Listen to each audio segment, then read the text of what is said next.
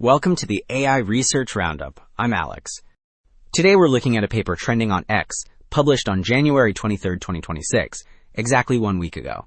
It introduces a scalable metric called critical sharpness, which enables the first analysis of loss landscape curvature in models with up to 7 billion parameters, overcoming the computational limits of previous methods. The paper is titled, A Scalable Measure of Loss Landscape Curvature for Analyzing the Training Dynamics of Large Language Models. And as we'll see later, the results offer some really concrete guidelines for stabilizing training and improving data mixing strategies.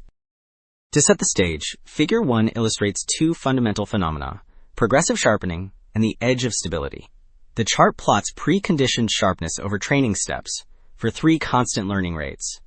Initially, the curves rise rapidly. This is the progressive sharpening phase, where the landscape becomes steeper. Eventually, each curve hits a ceiling marked by the dashed lines and starts oscillating. Crucially, the lowest learning rate, shown in green, allows the model to reach the sharpest regions, while the highest learning rate in blue forces it to stay in flatter areas. Well, Figure 2 clarifies the difference between these metrics using a landscape metaphor. Think of the loss function as a river valley. The blue curve represents Hessian sharpness, which measures the steepest curvature, cutting directly across the narrow valley walls. However, the optimizer rarely moves in that exact worst-case direction. Instead, the orange curve shows directional sharpness, tracking the curvature along the actual update path. Finally, the green arrow marks the critical learning rate. This shows exactly how far the model can step in that direction before the loss increases, which is the practical limit for stability. So, Figure 4 puts those definitions to the test during a full training run on FineWeb Edu. Here, we see the dynamics for 3 learning rates using a warm-up stable decay schedule. On the left, Panel A tracks preconditioned sharpness.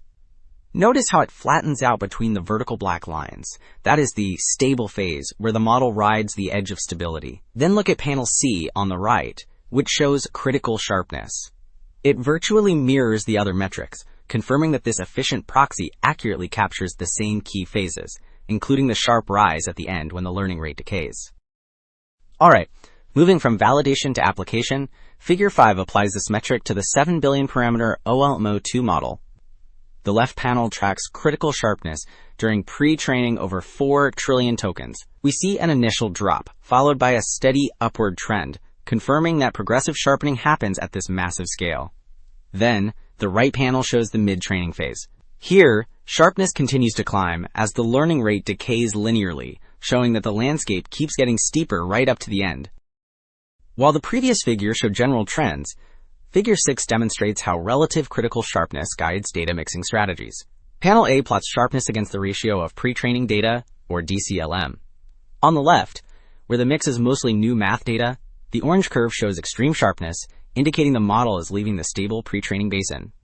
However, the curves intersect around a ratio of 0.7, identifying a stability sweet spot. The heat maps in panels B and C validate this trade-off.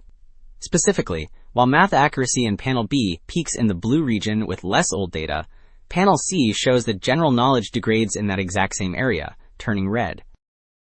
Okay, Table 1 lists the specific ingredients of the Dolmino mix dataset used for the mid-training phase. It breaks down the sources by token count and their final percentage in the mixture. The dominant component here is filtered DCLM, shown in the top row, which accounts for over 47% of the mix. Crucially, this is balanced against specialized datasets like Dolmino Math at about 21% and Decontaminated Flan at roughly 17%, creating the baseline distribution that the authors adjusted to study relative sharpness. Wrapping up, 2 takeaways stand out. Critical sharpness provides a scalable way to monitor training stability in massive models without the heavy compute cost.